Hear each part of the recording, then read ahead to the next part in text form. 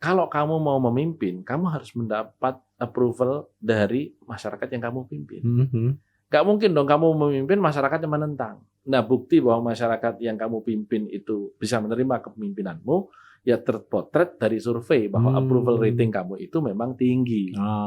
Gitu ya. Nah, kalau kamu mau maju saja modalnya 0, gimana kemudian kamu berharap punya dukungan dari masyarakatmu? Itulah kenapa kemudian ya untuk menjadi presiden itu DPR memiliki pentahapan. Kamu mesti jadi kepala daerah dulu tingkat bupati wali kota. 5 tahun di situ jadilah. Umur 30 baru boleh menjadi gubernur dan harus 2 periode sehingga menjadi presiden itu dan wakil presiden syaratnya umur 40. Sebenarnya pentahapan yang dibuat oleh DPR itu sudah menyiapkan bahwa negeri ini memang akan dipimpin orang-orang yang secara kualifikasi sudah memadai. Tetapi karena ada putusan MK kemarin yang sudah nyata-nyata merupakan pelanggaran etika berat, itu ditabrak. Begitu. Tapi bagi anak muda itu ada 2 sisi ini, Mas. Jadi saya melihatnya peluang gitu ya, peluang. Atau yang satu lagi tadi, percuma, capek, toh nanti disiapkan karpet merah untuk siapanya siapa, gitu nggak sih melihatnya? Itu yang memang kita sayangkan. Jadi menabrak konstitusi ini bukan konsekuensi sepele, karena yang Anda lawan adalah kesepakatan bersama. Tapi ya kalau kita menggunakan bahasa paslon lain ya itu kan sudah terjadi. Begitu.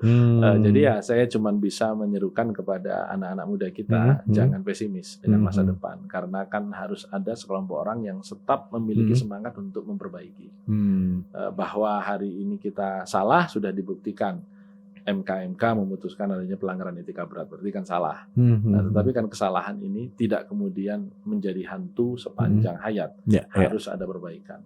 Yang kedua, sebenarnya DPR mengangkat umur capres-cawapres menjadi 40 itu di undang-undang pemilu yang paling terakhir. Dulu itu 35. Dulu 35. Dulu 35. Artinya bagi DPR umur itu penting, tetapi bukan segalanya.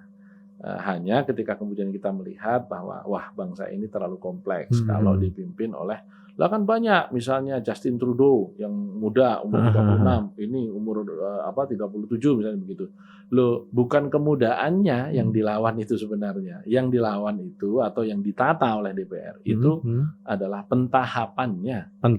Ya. Karena kan untuk menjadi CEO nggak mungkin kan. Kang Demul kan orang corporate juga, artinya orang bisnis gitu. Nggak ada dong orang masuk baru diterima manajemen trainee kemudian sebulan kemudian jadi CEO.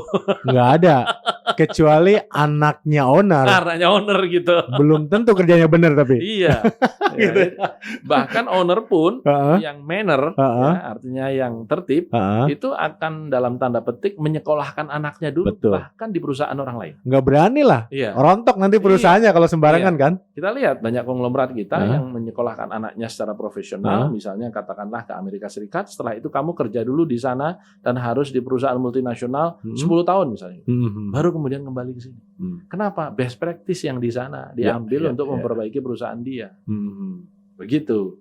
Nah, ini makanya hal-hal yang instan itu memang selalu merusak. Dan ini yang kita harus luruskan. Tapi ya kalaupun hari ini belum lurus, jangan kemudian patah semangat. Nanti toh kalah dengan anaknya ini, anaknya itu. Toh banyak juga seperti yang saya contohkan ya Pak Jokowi sendiri tadi. Kalau kita berbicara hari ini apakah ada peluang? Ya peluangnya terbukti dengan kelahiran seorang Jokowi.